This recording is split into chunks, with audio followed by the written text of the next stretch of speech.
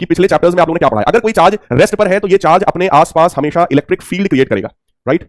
अगर कोई चार्ज है और ये चार्ज यूनिफॉर्म मोशन में है, यूनिफॉर्म मोशन में है, तो ये चार्ज मेरे प्यारे बच्चों इलेक्ट्रिक फील्ड के साथ साथ मैग्नेटिक फील्ड भी प्रोड्यूस करेगा, राइट। और अगर यही चार्ज आपका मान लो नॉन यूनिफॉर्म मोशन में हो, नॉन यूनिफॉर्म मोशन कहने का मतलब अगर यही चार्ज आपका एक्सेलरेटेड मोशन में हो, मैं लिख रहा हूं, अगर यही चार्ज हमारा एक्सेलरेटेड मोशन में हो जाए तो एक्सेलरेशन में आने की वजह से क्या होगा, ये इलेक्ट्रिक फील्ड तो क्रिएट करेगा ही करेगा, मैग्नेटिक फील्ड भी क्रिएट करेगा, साथ ही साथ ये इलेक्ट्रोमैग्नेटिक रेडिएशन भी करेगा, राइट। जरा समझिएगा, अगर चार्ज की वेलोसिटी, देखो यूनिफॉर्म मोशन का मतलब क्या है, कांस्टेंट वेलोसिटी है ना, कांस्टेंट स्पीड वाला मोशन।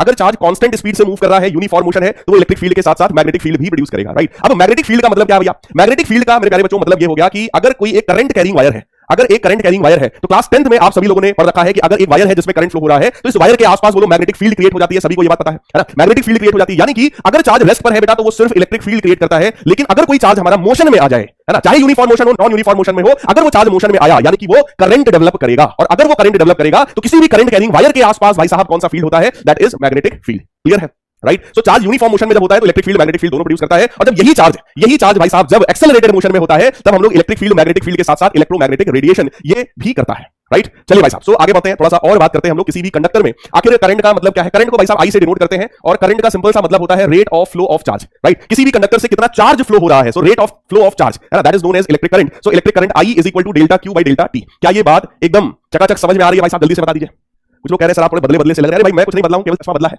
ना, केवल चश्मा बदला है, बाकी कुछ नहीं बदला है, वही टीचर है, वही मास्टर है, सारी चीजें वही है।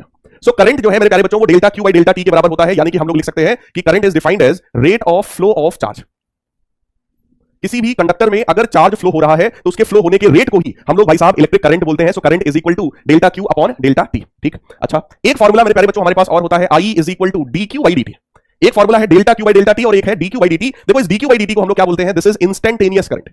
इसका नाम होता है मेरे प्यारे बच्चों इंस्टेंटेनियस करंट, यानी it is the value of the current at particular instant of time. That means अगर ये टाइम इंटरवल ये dt बहुत छोटा हो जाए, डेल्टा टी जो नीचे था ना, अगर ये बहुत छोटा हो जाए तो ये dt बन जाता है, यानी कि ये करंट की वैल्यू हो गई at any instant of time, right. अच्छा, तो सर इस वाले करंट को क्या कहते हैं बेटा, ये करंट कहलाता है एवरेज करंट। ये क्या कहलाता है, मैं यहां लिख रहा हूं, this is basically average current.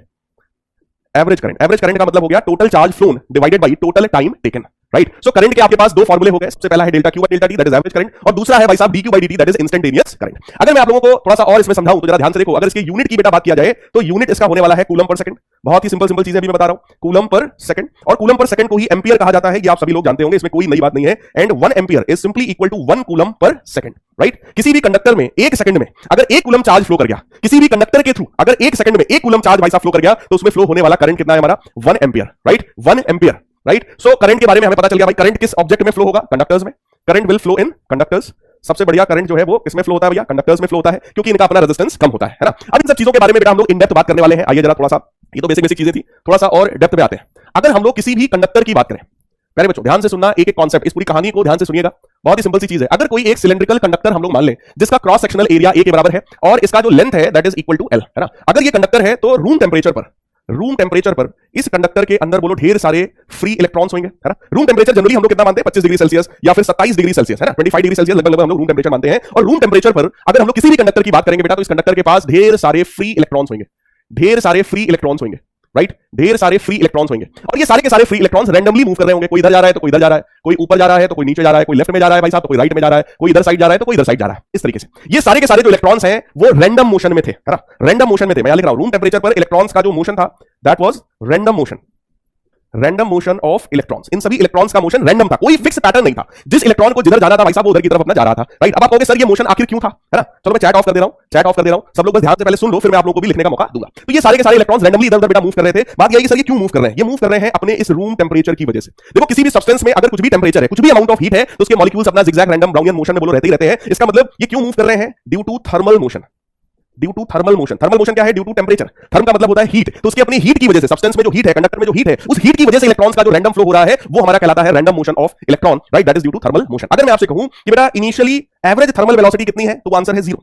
Initially average thermal velocity कितनी है? 0। क्यों 0? कोई इलेक्ट्रॉन ऊपर जा रहा है तो कोई नीचे जा रहा है, एवरेज कितना हो गया? 0। कोई इधर जा रहा है कोई इधर जा रहा है, एवरेज कितना हो गया? 0। यानी कि मेरे प्यारे बच्चों इन सभी इलेक्ट्रॉन्स की जब एवरेज वेलोसिटी निकाली गई तो वो एवरेज हो गया 0 के बराबर। ठीक है सर, अगर कोई इलेक्ट्रॉन सर फ्लो होता है तो इलेक्ट्रॉन के अपोजिट डायरेक्शन में करंट माना जाता है। अगर मैं आप लोगों को करंट के बारे में बताऊं, करंट की डायरेक्शन की अगर मैं बात करूं कि अगर पॉजिटिव चार्ज इधर की तरफ जा रहा है तो मेरे प्यारे बच्चों करंट भी इसी डायरेक्शन में माना जाता है। अगर कोई पॉजिटिव चार्ज इधर जा रहा है, ठीक, तो पॉजिटिव चार्ज में जनरली जैसे कोई अल्फा पार्टिकल हो सकता है, कोई प्रोटॉन हो सकता है ना, लेकिन बाद में पता चला कि यार पॉजिटिव तो मूव नहीं करता है ना, तो पॉजिटिव तो मूव नहीं करता, तो फिर कॉन्सेप्ट ये बना दिया गया कि अगर नेगेटिव चार्ज यानी कि अगर इलेक्ट्रॉन लेफ्ट साइड में जाएगा तो करंट हमारा राइट साइड में फ्लो हो रहा होगा। So what is the direction of current? Opposite to the flow of electrons. Electron जाएगा राइट में तो करंट फ्लो होगा लेफ्ट साइड में। सर करंट क्या है? करंट एक इफेक्ट है। कटे हुए तार को पकड़ लो जो फील हो वही क्या भैया? वही करंट है। करंट कोई चीज नहीं है, ये एक फीलिंग है, ये एक इफेक्ट है। जब आपने देखा किसी वायर में, है ना, फ्लो कौन होगा? इलेक्ट्रॉन। ठीक, उसके अपोजिट जो प्रॉपर्टी जो इफेक्ट क्रिएट हो रहा है उसी इफेक्ट का नाम है भाई साहब इलेक्ट्रिक करंट। राइट, सो प्रोटॉन यानी कि पॉजिटिव चार्ज की डायरेक्शन में फ्लो होता है करंट, या कह लो कि इलेक्ट्रॉन के अपोजिट डायरेक्शन फ्लो होता है करंट, है ना। तो अगर मैं आपसे कहूं कि भाई साहब एवरेज करंट की वैल्यू बता दीजिए, तो वो एवरेज करंट भी बेटा 0 होगा, क्योंकि अगर कोई इलेक्ट्रॉन ऊपर गया है तो उसकी वजह से करंट नीचे की तरफ आया, ठीक, और कोई जो इलेक्ट्रॉन नीचे गया है उसकी वजह से करंट ऊपर की तरफ आया, और वो नेट दोनों ने क्या किया? एक दूसरे को कैंसिल कर दिया। इसकी वजह से बेटा इनिशियल थर्मल वेलोसिटी भी 0 थी और इनिशियली करंट की वैल्यू भी 0 थी। कितने लोगों को इतनी बात 100% चमकी है? जल्दी से जरा कमेंट सेक्शन में हार्ड स्पैम करके बता दीजिए तो इतनी बात कितने लोगों को एकदम चमकी है? इनिशियल जो वेलोसिटी थी, एवरेज वेलोसिटी, दैट वाज 0, सारे इलेक्ट्रॉन्स की एवरेज वेलोसिटी 0 थी, और इनिशियली जो एवरेज करंट था that current is also equal to 0। बहुत बढ़िया भाई साहब, देखो सभी को समझ में आ गया है, वेरी नाइस। अच्छा देखो बेटा, ये जब रूम टेंपरेचर पर जब ये सारे के सारे इलेक्ट्रॉन जब रैंडमली मूव कर रहे थे तो आखिर इनकी वेलोसिटी क्या थी? इनकी वेलोसिटी लगभग अप्रोक्सीमेटली, अगर मैं आपको इनकी वेलोसिटी बताऊं तो अप्रोक्सीमेटली इनकी velocity 10 to the power 5 meter per second के रेंज में थी। यानी कि थर्मल वेलोसिटी कितनी होती है? 10 की पावर 5 मीटर पर सेकंड की रेंज में होती है। सो थर्मल वेलोसिटी बहुत ज्यादा होती है। थर्मल वेलोसिटी की मैंने बात किया है, थर्मल वेलोसिटी जो होती है इन कंडक्टर्स की वो बहुत ज्यादा होती है। Right, that is 10 to the power 5 meter per second, इतने के आसपास होता है भाई साहब, है ना। अब आ जाइए थोड़ा सा और आगे बढ़ते हैं और इस कहानी को आगे बढ़ाते हैं। तो सर इसका मतलब तो सर ये हो गया कि कंडक्टर में इलेक्ट्रॉन्स तो इधर-उधर फ्लो हो रहे हैं, लेकिन सर इनिशियली उनमें करंट बिल्कुल 0 के बराबर है। बिल्कुल सही बात है भाई। यही कारण है कि आप अपने घर में अपने आसपास थोड़ा सा झांको, कोई भी लोहे की बनी हुई चीज हो, जैसे कोई खिड़की हो, कोई दरवाजा हो जो कि लोहे का बना हुआ है। लोहा क्या है? आयरन क्या है? कंडक्टर है ना। उसमें भी इलेक्ट्रॉन्स इसी तरीके से फ्लो हो रहे होंगे इस समय आपके आसपास, राइट, उसी दरवाजे में। और अगर आप उस दरवाजे को, लोहे के उस दरवाजे को आप टच करते हो तो भाई साहब वहां पर जो है आपको करंट फील नहीं होता है ना। क्यों करंट फील नहीं हो रहा है? क्योंकि एवरेज करंट की वैल्यू मेरे प्यारे बच्चों कितना है? 0 के बराबर है। राइट, सुदीप कह रहे हैं सर आप टॉपिक का नाम क्यों नहीं लिख रहे हो? सुदीप भाई साहब अभी थोड़ा सा ना आपको फील दिला रहे हैं, थोड़ा सा फील ले लो चैप्टर की, भाई क्या चलने वाला है, क्या अभी पढ़ने वाले हैं। बाकी टॉपिक और हेडिंग और डेफिनेशन भाई इसकी टेंशन तुम ना लो। देखो यहाँ पे खूब हेडिंग लिखी है, पूरा बकायदे सब एक चीज मैं आपके लिए रेडीमेड सब ले आया हूं, इसकी टेंशन मत लो बेटा। अभी जो समझा रहे हैं सिर्फ समझने पर कंसंट्रेट करो। राइट, बाकी जो कुछ भी आप लोगों के लिए रिक्वायर्ड है ना वो सब मैं लिखवाऊंगा, टेंशन मत लो। या तो लिखा लिखाया मिल जाएगा या तो मैं लिखवाऊंगा। क्लियर? थोड़ा सा फील ले लीजिए टॉपिक क्या होने क्या वाला है, क्या हम पढ़ने वाले हैं, है ना। शुभम जी कह रहे हैं सर मैं नया स्टूडेंट हूं। बहुत बढ़िया भाई साहब, मेहनत करिए, मजा आएगा आपको भी। राइट, चलो भाई आगे बढ़ते हैं। हाँ, तो सर अगर किसी कंडक्टर में सर करंट फ्लो करवाना ही है सर तो क्या करें? भैया अगर किसी भी कंडक्टर में आपको करंट फ्लो कराना है तो उसका एक तरीका है कि ये जो कंडक्टर है इस कंडक्टर में आप एक सेल कनेक्ट कर दो। देखो सेल में एक पॉजिटिव टर्मिनल होता है जो कि यहां पर पॉजिटिव क्रिएट करा देगा, एक नेगेटिव टर्मिनल होता है जो कि यहां पे नेगेटिव पोटेंशियल क्रिएट करा देगा। राइट, और पॉजिटिव से नेगेटिव की तरफ बोलो अपने आप इलेक्ट्रिक फील्ड क्रिएट हो जाएगी। पॉजिटिव से नेगेटिव की तरफ मेरे प्यारे बच्चों अपने आप इलेक्ट्रिक फील्ड क्रिएट हो जाएगी। अब इसी इलेक्ट्रिक फील्ड में वो सारे इलेक्ट्रॉन्स हैं कंडक्टर वाले, कंडक्टर के अंदर जो ढेर सारे इलेक्ट्रॉन्स थे वो इलेक्ट्रॉन्स तो अभी भी अंदर है। आप लोग जल्दी से मेरे को कमेंट करके बताओ कि अगर ये इलेक्ट्रॉन्स इलेक्ट्रिक फील्ड में आ गए तो क्या इनके ऊपर फोर्स लगेगा? कमेंट करिए। इलेक्ट्रोस्टैटिक्स में मैंने आप लोगों को पढ़ाया है कि भाई साहब अगर कहीं पर इलेक्ट्रिक फील्ड है और उसमें कोई भी चार्ज रखा जाएगा तो बोलो उस चार्ज के ऊपर फोर्स लगेगा, और उस फोर्स का फॉर्मूला होता है F बराबर QE। पढ़ाया सबको मैंने, राइट। यहां पर भी बता दो अगर ये इलेक्ट्रॉन है, नेगेटिव चार्ज है, और इसको मैं इलेक्ट्रिक फील्ड में ले आया हूं तो क्या इन सभी इलेक्ट्रॉन्स के ऊपर मेरे प्यारे बच्चों अपोजिट डायरेक्शन में एक फोर्स लग जाएगा? तो ये जितने भी इलेक्ट्रॉन्स थे इन सभी इलेक्ट्रॉन्स पर अपोजिट डायरेक्शन में बेटा इस तरफ देखो इलेक्ट्रिक फील्ड के अपोजिट डायरेक्शन में एक फोर्स लग गया, और इस फोर्स की वैल्यू है F बराबर E इंटू E। कुछ बच्चे कहेंगे सर आपने तो फोर्स की वैल्यू सिखाई थी F बराबर QE, सर ये E क्यों लिख रहे हो? क्योंकि बेटा यहां पर चार्ज कौन है? इलेक्ट्रॉन। ठीक, कंडक्टर के अंदर ये ढेर सारे इलेक्ट्रॉन्स थे, इन सभी इलेक्ट्रॉन्स पर जो फोर्स लगा वो इलेक्ट्रिक फील्ड के अपोजिट डायरेक्शन में लगा, यानी कि सभी इलेक्ट्रॉन्स पर लेफ्ट साइड में फोर्स लगा। राइट, और अगर मैं इस फोर्स की अगर मैं बात करूं, इन किसी भी इलेक्ट्रॉन पर लगने वाले फोर्स की अगर मैं बात करूं तो फोर्स का फॉर्मूला होता है F बराबर QE। तो जरा सोचो ये हो गया E के बराबर, और बेटा न्यूटन साहब का सेकंड लॉ कहता है F बराबर ma। न्यूटन साहब का सेकंड लॉ होता है F बराबर ma। तो जरा ध्यान से देखो ये सारे के सारे जो इलेक्ट्रॉन्स हैं मेरे प्यारे बच्चों, अब वो सारे के सारे इलेक्ट्रॉन्स एक एक्सेलरेटेड मोशन में आ गए, और उन इलेक्ट्रॉन्स का एक्सेलरेशन कितना निकल करके आया? E/m के बराबर। राइट, E/m के बराबर। E क्या है? इलेक्ट्रॉन का चार्ज सबको पता है भैया 1.6 into 10 to the power minus 19 coulomb. Mass of electron भी सबको पता है 9.1 into 10 की power minus 31 kg। Right, E क्या है? जो इलेक्ट्रिक फील्ड आया, इलेक्ट्रिक फील्ड कितना आया मैं वो भी बता सकता हूं। अगर सेल का पोटेंशियल डिफरेंस V के बराबर है, और बेटा कंडक्टर का लेंथ अगर L के बराबर है तो बोलो हम सभी ने पोटेंशियल ग्रेडियंट पढ़ रखा है, और वो पोटेंशियल ग्रेडियंट हो जाएगा E बराबर V/L।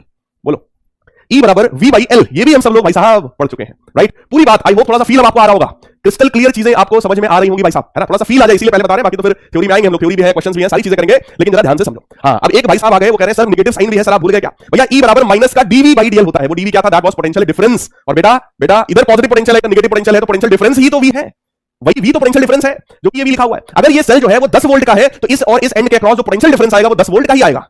क्लियर? तो मैंने यहां पे वही लिखा है सिंपली 10 वोल्ट, राइट? तो यहां पर नेगेटिव साइन का मेरे को रिक्वायरमेंट नहीं था, इसलिए हमने नहीं लिखा। तो इलेक्ट्रिक फील्ड कितना आता है भैया? पोटेंशियल डिफरेंस अपॉन लेंथ, है ना? तो ये भी आप लोग को आई होप क्लियर होगा। यानी कि ये सारे के सारे इलेक्ट्रॉन्स बेटा एक्सेलरेटेड मोशन में आ गए, है ना? अगर ये सारे के सारे इलेक्ट्रॉन्स एक्सेलरेटेड मोशन में आ गए तो बोलो इन सभी इलेक्ट्रॉन्स की वेलोसिटी बढ़नी चाहिए थी। बोलो भाई, अगर किसी पार्टिकल की वेलोसिटी मान लो u के बराबर है और मैं उसी पार्टिकल को एक एक्सेलरेशन प्रोवाइड कर दूं, यानी कि वो पार्टिकल एक्सेलरेटेड मोशन में अगर आ जाए तो बोलो उसकी वेलोसिटी जो है वो कंटीन्यूअसली इंक्रीज करनी चाहिए थी, है ना? यानी कि ये सारे के सारे इलेक्ट्रॉन जो लेफ्ट साइड में मूव कर रहे हैं, क्योंकि इनके ऊपर लेफ्ट साइड में एक फोर्स लग रहा है ई के बराबर, तो बोलो लेफ्ट साइड वाली जो वेलोसिटी है इलेक्ट्रॉन्स की वो कंटीन्यूअसली क्या होनी चाहिए? बढ़नी चाहिए। कितने लोगों को ये बात 100% समझ में आ गई? जल्दी से हार्ड स्पैम करो भाई।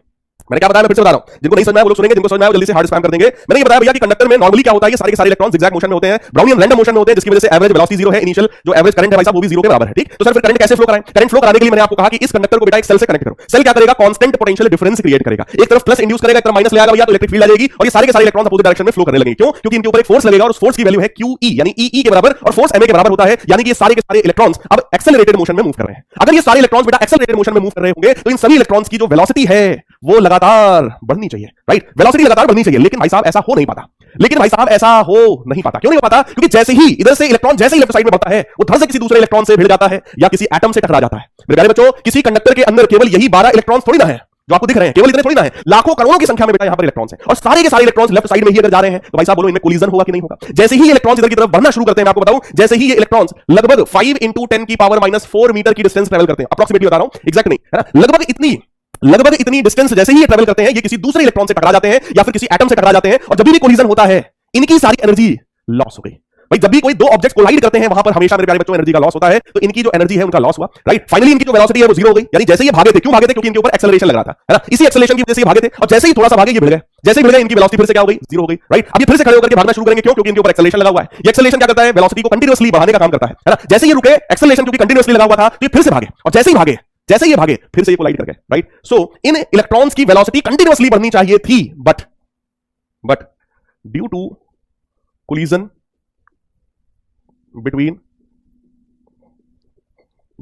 between electrons and atoms, this energy is lost and electrons could not increase their velocity continuously, right? मैंने क्या बोला आपको? कोलिजन की वजह से मेरे प्यारे बच्चों ये इलेक्ट्रॉन्स जिनकी वेलोसिटी लगातार इंक्रीज होनी चाहिए थी वो लगातार इंक्रीज नहीं हो पाती है। Due to collision between the electrons and atoms this energy is lost and electron couldn't increase their velocity continuously, right? तो ये इलेक्ट्रॉन्स जिनकी इनिशियली स्पीड कितनी थी? 10⁻⁵ मीटर पर सेकंड के आसपास थी, जैसे ये थोड़ा सा मूव करते हैं, कितना? 5 × 10⁻⁴ मीटर के बराबर, ये तुरंत ही कोलाइड कर जाते हैं और जैसे ही ये कोलिजन होगा एनर्जी लॉस होगा, इनकी स्पीड बढ़ नहीं पाएगी। और मैं आपको बताऊं इन सभी इलेक्ट्रॉन्स की अगर मैं आपको एवरेज वेलोसिटी बता दूं, मैं आपको इन सभी इलेक्ट्रॉन्स की बता दूं, वो लगभग 10⁻⁵ मीटर पर सेकंड के आसपास आती है। सत्यम बेटा चेक करते हैं अभी, ध्यान से सुनो। जिन इलेक्ट्रॉन्स की स्पीड बढ़नी चाहिए थी, कहां से बढ़नी चाहिए थी? 10⁵ मीटर पर सेकंड, तो बोलो उनकी स्पीड पहले ही थी, 10⁵ मीटर पर सेकंड तो स्पीड पहले ही थी। अब आपने एक्सेलरेशन भी दे दिया तो इनकी वेलोसिटी बढ़नी चाहिए थी, बट ड्यू टू कोलिजन इनकी वेलोसिटी बढ़ नहीं पाती है और लगभग वो वेलोसिटी एवरेज अगर आप देखोगे तो एवरेज वेलोसिटी कितनी देखने को मिलती है? 10⁻⁵ मीटर पर सेकंड। जो इलेक्ट्रॉन्स 10⁵ मीटर पर सेकंड से मूव कर रहे थे वो अभी 10⁻⁵ मीटर पर सेकंड से मूव कर रहे हैं। तो क्या हम लोग ये कह सकते हैं कि भैया इलेक्ट्रॉन चल नहीं रहे हैं, रेंग रहे हैं? क्या ये बात मानते हो आप लोग? बोलो भाई।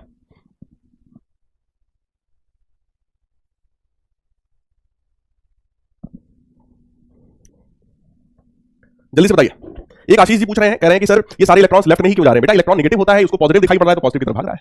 अपोजिट चार्जेस जो है वो अट्रैक्ट करते हैं, ये बात तो पता होगा आशीष भाई, है ना? यानी कि मेरे प्यारे बच्चों ये जो वेलोसिटी इलेक्ट्रॉन्स की निकल करके आई, ये वेलोसिटी जो है वो रेंगने वाली वेलोसिटी है, इसीलिए इस वेलोसिटी का नाम होता है ड्रिफ्ट वेलोसिटी। ड्रिफ्ट का मतलब होता है रेंगना, ड्रिफ्ट का मतलब क्या होता है? रेंगना, है ना? तो ये रेंगने वाली जो वेलोसिटी है इसी को ड्रिफ्ट वेलोसिटी कहते हैं। सो व्हाट इज ड्रिफ्ट वेलोसिटी? कोई आपसे पूछे भैया ये ड्रिफ्ट वेलोसिटी क्या होती है, तो आपको ये बताना चाहिए कि drift velocity is the average velocity, it is the average velocity of all electrons of conductor when electric field is applied across its ends। कंडक्टर के अक्रॉस जब आप इलेक्ट्रिक फील्ड अप्लाई करते हो, है ना? इलेक्ट्रिक फील्ड कैसे अप्लाई होगा? By connecting a cell. जब आप कंडक्टर में कोई सेल कनेक्ट करते हो और वहां पर इलेक्ट्रिक फील्ड अप्लाई करते हो तो मेरे प्यारे बच्चों वहां पर जो average velocity of all electrons उसी को ड्रिफ्ट वेलोसिटी कहा जाता है। कितने लोगों को बात क्रिस्टल क्लियर है? जल्दी से हार्ड स्पैम कर